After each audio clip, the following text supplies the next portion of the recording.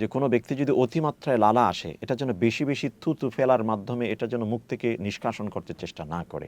এটা যদি ছোলা পরিমাণ, একটি ছোলা পরিমাণ যদি হয়, সেই ব্যক্তির রোজা ভেঙে যাবে।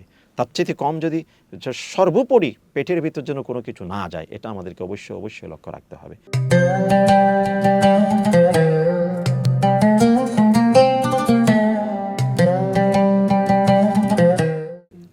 আসসালামু আলাইকুম ওয়া রাহমাতুল্লাহি ওয়া বারাকাতুহু।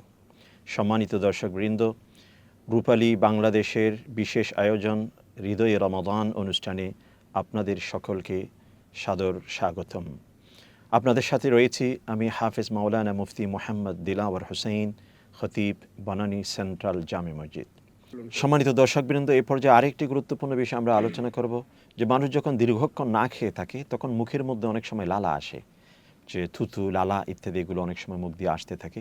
তো এই পর্যায়ে যে কোনো ব্যক্তি যদি অতিমাত্রায় লালা আসে, এটা যেন বেশি বেশি থুতু ফেলার মাধ্যমে এটা যেন মুখ থেকে নিষ্কাশন করতে চেষ্টা না করে। যা এরকম যদি হালকা কোনো কিছু প্রবেশ করা যায়, এত করে কিন্তু রোজা ভাঙবে না। তবে অনেকে দেখা যায় দাঁত খিলাল নিয়ে দাঁতের ফাঁকে অনেক কিছু খাদ্য থেকে যায়, এসব কিছু তিনি ভিতর অনেক সময় টানতে থাকে। এটা যদি ছোলা পরিমাণ, একটি ছোলা পরিমাণ যদি হয়, সেই ব্যক্তি রোজা ভেঙে যাবে।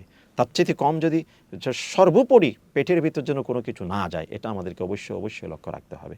একই সাথে যে রমাদানুল মোবারকে দাঁত ইত্যাদি এই সব কিছু নিয়ে অনেক সময় সন্দেহ পরায়ণ হয়ে কাজগুলো করে থাকে।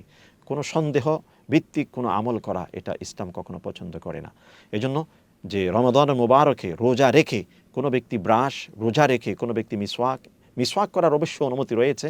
কোনো ব্রাশ ইত্যাদি, যেখানে টুথপেস্ট ব্যবহার করা হয়, মিসওয়াকে যদি টুথপেস্ট ব্যবহার করা হয়, যেগুলো ভিতরের দিকে যাওয়ার সম্ভাবনা রয়েছে, এটা নিষেধ আছে। অর্থাৎ আমার কুলি করতে গেলে, যেমন রমজানুল মোবারক ব্যতীত ওজুর সময় গড়গড়ার কথা আছে, পানি নিয়ে গড়গড়া করা, এটা কিন্তু সুন্নাহ।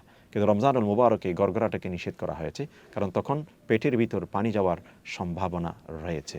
অতএব আমরা কি কি কারণে রোজাগুলো ভেঙে যায়, এই বিষয়ে আমাদের লক্ষ্য রাখা উচিত, যাতে করে আমি সারাক্ষণ না খেয়ে থাকলাম, শেষ মুহূর্তে থেকে আমার রোজাটি ভেঙে গেল, আমি সে সওয়াবটুকু অর্জন করতে পারলাম না, এমনটি যেন না হয়। আল্লাহ পাক আমাদের সকলকে তৌফিক নসিব করুন।